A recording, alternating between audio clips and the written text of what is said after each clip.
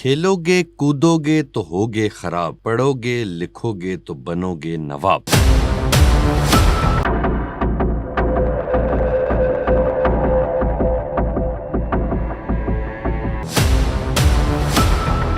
بچوں کو پڑھائی پر آمادہ کرنے کے لیے یہ موٹیویشنل اشعار شاید آپ نے بھی سنے ہوں گے، لیکن کبھی یہ سنا کہ پڑھنے سے کسی کا نقصان ہو گیا ہو؟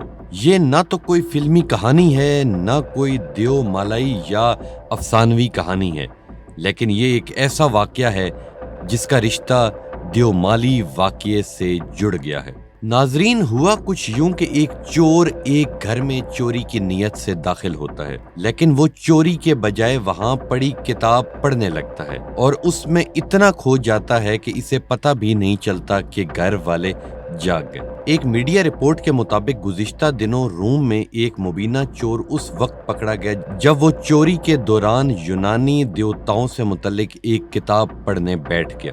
میڈیا رپورٹ کے مطابق مبینہ چور 38 سالہ نوجوان ہے جو بالکونی کے ذریعے اطالوی دارالحکومت کے پراتی ضلع میں ایک فلیٹ میں داخل ہوا تھا، لیکن ایک پلنگ کے ساتھ لگی میز پر ایک کتاب دیکھ کر وہ بھول جاتا ہے کہ وہ وہاں کس لیے آیا تھا۔ پلنگ کے ساتھ لگی میز پر پڑی ہومر کی معروف زمانہ کتاب الیاڈ کی تحریر کردہ ایک کتاب اٹھا کر میڈیا رپورٹ میں بتایا کہ جب گھر کے 71 سالہ مالک بیدار ہوئے تو انہوں نے مبینہ چور کو دیکھا جو کتاب پڑھنے میں مگن تھا۔ انہوں نے ایک انجان شخص کو اپنے گھر میں دیکھ کر اسے ٹوکا اور وہ وہاں سے بھاگ کھڑا ہوا۔ اس ناکام ڈکیتی کی خبریں جب کتاب کے مصنف تک پہنچی تو انہوں نے مقامی میڈیا سے بات کرتے ہوئے کہا کہ وہ اس شخص کو اپنی کتاب کی ایک کاپی بھیجنا چاہتے ہیں تاکہ وہ اس کتاب کو ختم کر سکے۔ بے خبری میں پکڑے جانے کے بعد مبینہ چور نے مبینہ طور پر اسی بالکونی سے نکل کر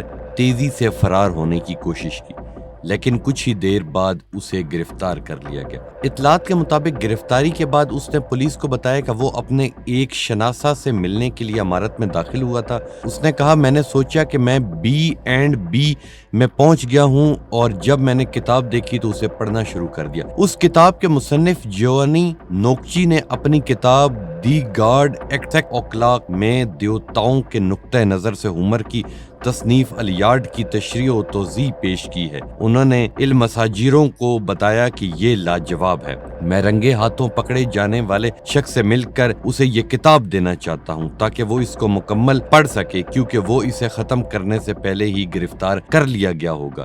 مبینہ طور پر چور کے پاس سے ایک بیگ برآمد ہوا جس میں مہنگے کپڑے تھے جو خیال کیا جا رہا تھا کہ اس نے اسی شام ایک دوسرے گھر سے چرائے تھے۔ مصنف نوکچی نے کہا کہ ذاتی طور پر ان کا پسندیدہ دیوتا پرمس ہے جو یونانی دیو مالی کہانی میں چوروں کا دیوتا ہوتا تھا۔ ناظرین، اگر آپ کے آس پاس بھی کوئی ایسی یا کوئی اور دلچسپ کہانی جو آپ نے دیکھی یا سنی ہو، یا آپ کے ساتھ روٹین سے ہٹ کر کبھی کچھ ایسا ہوا ہو، تو آپ ہم سے ضرور شیئر کریں۔ آپ کی کہانی کو ہم اپنے پلیٹ فارم سے شیئر کریں گے۔